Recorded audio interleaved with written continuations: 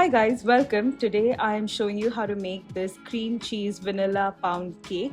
I wanted to prepare a pound cake that is incredibly tender and moist and melts in your mouth without compromising the structure of the cake.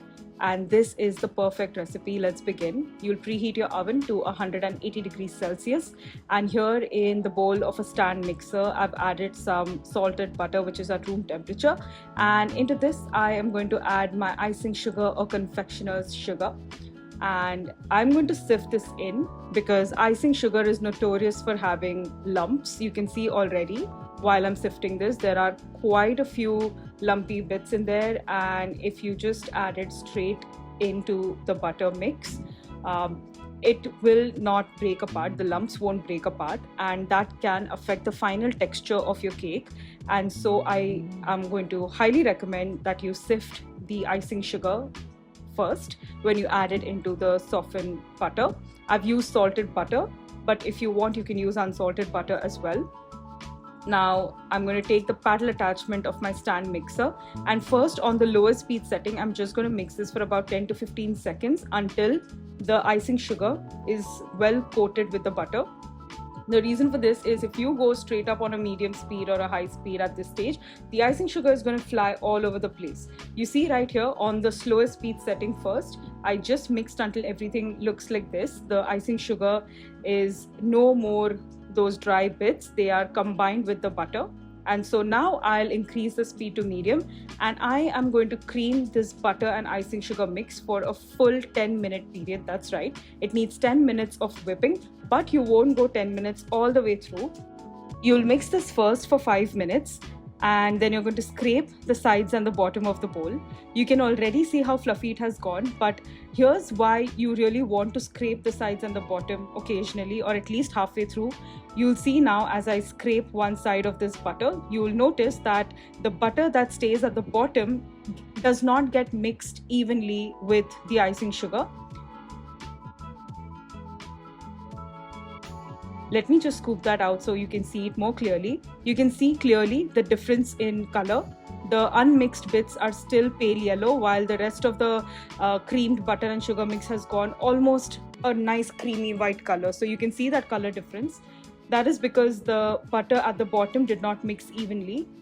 And so halfway through, you want to scrape the sides and the bottom of the bowl just to get everything to mix evenly, and then you'll go back in for another 5 minutes, and you'll see at the end of 10 minutes this butter and icing sugar mix goes so pale, so fluffy, it almost feels like buttercream at this point.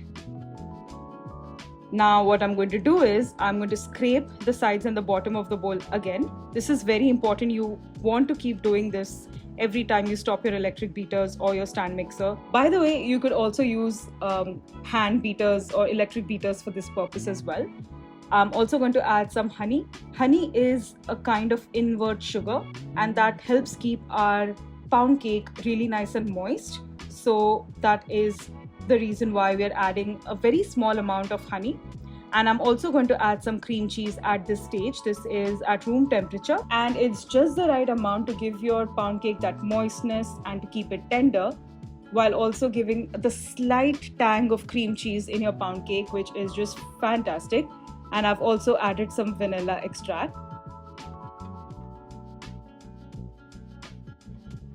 Now I'm going to go back in with my paddle attachment for about a minute, but then again, like I mentioned earlier, I'll stop halfway through. So after about 30 seconds, I will stop the stand mixer and I will scrape the sides and the bottom because I want that cream cheese to be evenly distributed throughout this batter. So I'll go back in, I'll just scrape the sides and the bottom of the bowl, and you can see how lush this has gone, and it tastes absolutely incredible when the cake is ready. So I'll just quickly scrape the sides and the bottom and go back in for another 30 seconds.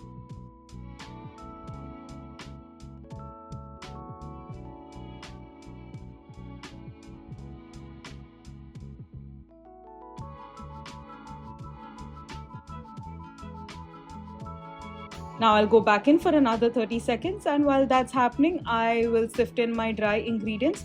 So I have some all-purpose flour in here. I'll add that into my sieve. And then I'll also add some baking powder and some salt. The baking powder just adds a little bit of support to give it that lift, but the actual heavy duty lifting is happening from the creaming of the butter and icing sugar. It creates volume and air that helps give your pound cake that beautiful rise. So I'll sift in my dry ingredients here and then keep it aside. So I'm sifting it once and then I'll sift it again when we are adding the dry ingredients into our pound cake mix. So you'll be sifting twice. But for now, we've sifted it once and kept it aside. Now 30 seconds are up, so a total of 1 minute is up after adding the cream cheese, the honey and the vanilla extract. And now I'll scrape the sides and the bottom of the bowl again and start the mixer on a low speed, and we'll start adding our eggs one at a time. I have 4 eggs here and they are at room temperature. I'll add the first egg in and let it integrate into the cake batter first before adding the second egg. And in a similar way, I'll wait till that egg also gets incorporated before adding the third and then the fourth.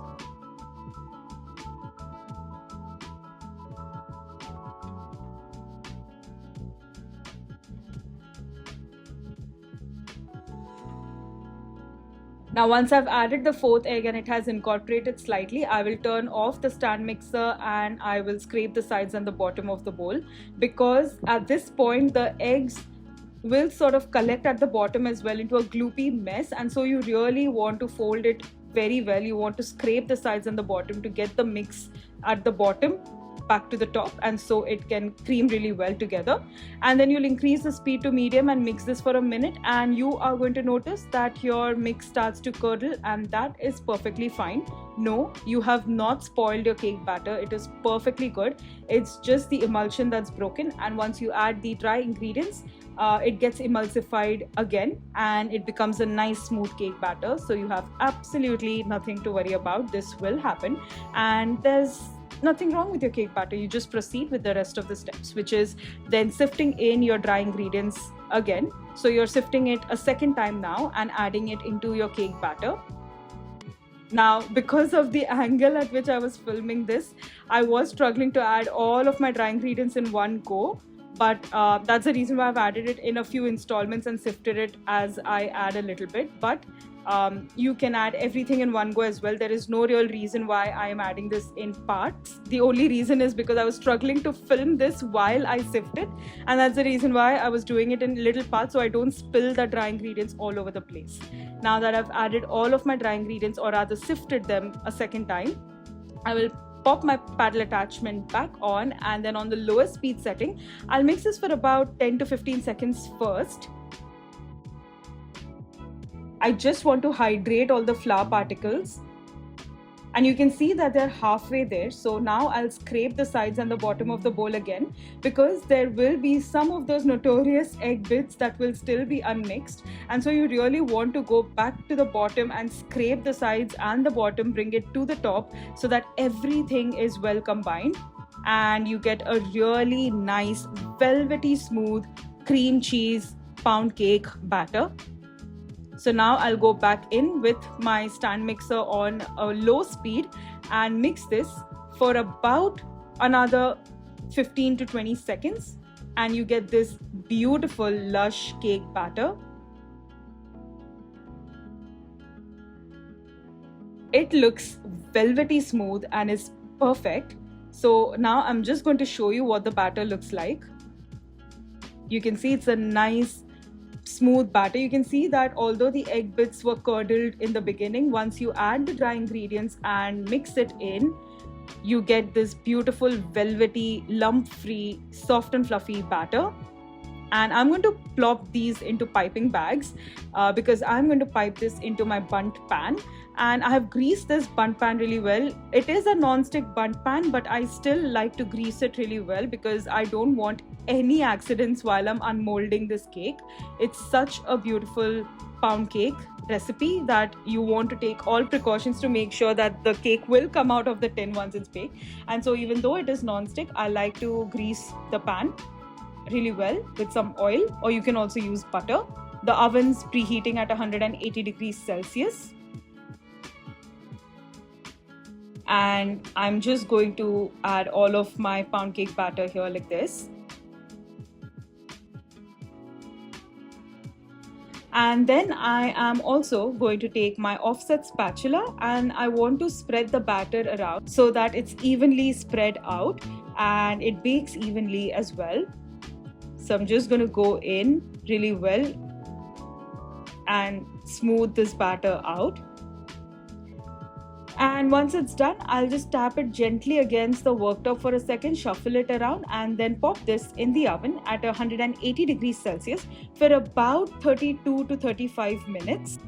And the cake will be beautifully risen. It'll have that characteristic split along the center, and a toothpick or a knife inserted in the center of this cake will come out clean like this, if I can only get it to focus. So that's what it should look like. And you're going to let this cake cool down first for about 10 to 15 minutes in its tin itself. Then I'm going to take a thin sharp knife and run it along the edges of the bundt pan to loosen it up, and not just along the outer edges but also along the inner ring like this, and loosen up the cake.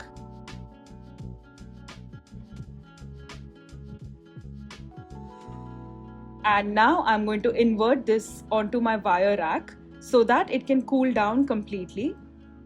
It's still pretty warm, but you're going to let it sit in the tin for 10 to 15 minutes just so it can settle. Then run the knife along the edges and the center ring, and then invert it onto a wire rack to help it cool down completely first.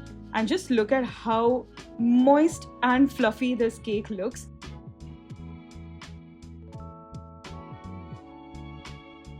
Already it is so springy to the touch.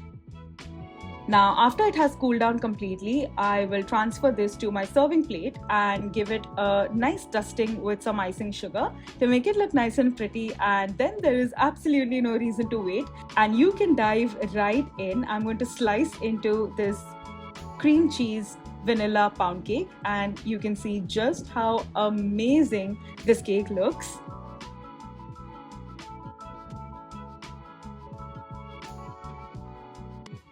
You can see how springy and soft and fluffy it is. It literally springs back as you press into it, and it tastes absolutely magical, and it would go so well with a cup of tea or coffee.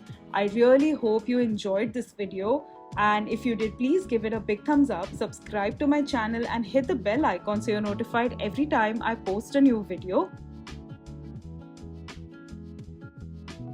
If you enjoyed this recipe, you should definitely consider checking out these other recipes that you can see on the screen. I know that you will love them. I'll see you in another baking video. Until then, goodbye and happy baking!